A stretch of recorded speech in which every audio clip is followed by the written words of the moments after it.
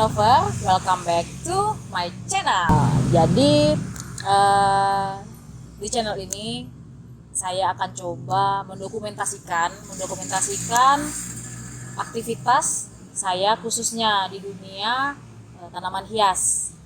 Nah, mungkin sebenarnya kalau masalah video-video ataupun channel YouTube yang lain banyak yang udah lebih canggih mengenai proses propagasi, proses perawatan, proses perbanyakan itu sudah banyak yang lebih maju. Tapi mungkin di sini saya lebih kepada untuk kepuasan saya bahwa di kemudian hari saya punya ini step-step saya dimulai dari mana membangun greenhouse ini, supaya mungkin di kemudian hari ketika saya melihat ini adalah dokumentasi yang pernah saya kerjakan dari awal, dari pembuatan, dari tanaman-tanaman apa saja yang saya punya, sampai nanti harapan saya tentunya greenhouse ini menjadi lebih berkembang, lebih baik lagi, dan mudah-mudahan teman-teman semua, plant lover semua bisa mengambil manfaat dari apa yang saya share di channel ini. Oke. Baiklah, mungkin di sini teman-teman bisa ngelihat ya kondisi greenhouse kami ini sebenarnya masih sangat jauh dari kata rapi. Ini masih banyak banget berantakan, tanaman-tanamannya juga masih belum semuanya disusun, masih ada yang di bawah, masih ada yang di atas, masih ada yang di luar juga gitu. Nah, tapi mungkin sebenarnya greenhouse ini kalau boleh saya cerita memiliki proses yang cukup panjang, walaupun mungkin tidak terlalu sangat berbelit-belit, tapi yang pasti greenhouse ini berdiri pun tidak langsung serta-merta berdiri. Jadi proses awalnya sendiri, kami awalnya ingin mendirikan greenhouse ini menggunakan pipa paralon.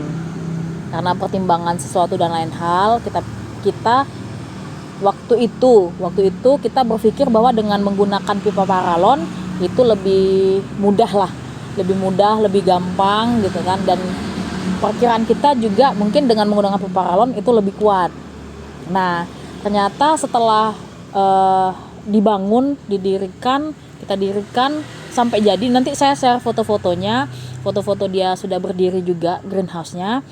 Waktu itu dengan menggunakan pipa paralon, ketika kita meletakkan plastik UV, datang hujan. Nah, ketika datang hujan itu mungkin dia tidak kuat menahan tekanan ataupun beban dari air hujan itu sendiri, sehingga greenhouse-nya jadi roboh gitu. Nah, akhirnya setelah saya dan suami berdiskusi mengenai bagaimana nih kira-kira apakah kita melanjutkan kembali menggunakan pipa paralon dengan kondisi pipa paralon yang tentunya sudah tidak seperti semula ya, yang rapi, yang banyak juga yang udah bengkok, patah gitu. Nah, setelah kita coba diskusi, kita coba lagi menghitung biaya yang kita keluarkan, karena jujur aja itu nggak murah ya. Nah, setelah kita diskusikan lagi dari awal, akhirnya kami sepakat untuk mendirikan greenhouse ini kembali dari awal dengan menggunakan baja ringan. So, buat teman-teman semua yang ada planning untuk mendirikan greenhouse, lebih baik itu dicermati, benar-benar dipikirkan, dihitung baiknya menggunakan apakah menggunakan kayu, bambu. Tentu semuanya ada risiko masing-masing ya. Kalau kita pakai kayu atau bambu mungkin ketahanannya lebih lebih lambat dibandingkan dengan kita menggunakan baja ringan gitu. Jadi prosesnya ini sendiri, terus terang setelah ini proses berapa lama? 3 bulan ya, hampir 3 bulan dari kita 3 minggu 3 minggu error 3 minggu dari awal kita buat sampai saat ini berdiri seperti ini. Jadi kita memang pada dasarnya kita berdua kan kerja, jadi tidak bisa setiap hari mengerjakan ini. Jadi kita menyisakan waktu kita di Sabtu Minggu, di weekend untuk bersama-sama memasang ini semua. Nah, untuk pipa ini ukuran greenhouse-nya 6x6. Terus kita pakai ring itu 14 buah, terus kanal itu 30, di atasnya ini ada plastik UV. Sebelum plastik UV ada paranet di sekeliling ini, karena kalau untuk Kepulauan Bangka, karena saya di Bangka, cukup panas. Jadi memang sepertinya kalau kita letakkan langsung tanaman itu di luar itu kayaknya kurang cocok, kurang baik, apalagi untuk tanaman hias ya, apalagi yang variegata, udah itu nggak cocok banget. Jadi ini pun terus terang aja suami yang cari di YouTube gimana sih cara pembuatan bajaringan ini, benar-benar dipelajari gitu kan, pemasangannya, prosesnya, kita berdua bersama-sama dibantu, ada bapak-bapak juga yang bantu di situ untuk kita pasang. Yang pasti mungkin beda ya antara memasang sendiri dengan kita mengupah orang memasang bajaringan, karena memang ternyata setelah kita terjun langsung itu rumit, jujur aja rumit. Jadi memang kalau makanya ketika saya bilang, ketika memutuskan untuk memakai bajaringan sebagai greenhouse-nya, itu memang lebih baik benar-benar dihitung untuk penggunaan biayanya. Itu sih yang pasti menjadi mungkin sharing kami pada awal video ini. Untuk video-video, untuk foto dan video bagaimana kondisi sebelum menjadi seperti ini, nanti akan saya tunjukkan, saya share juga di di video ini.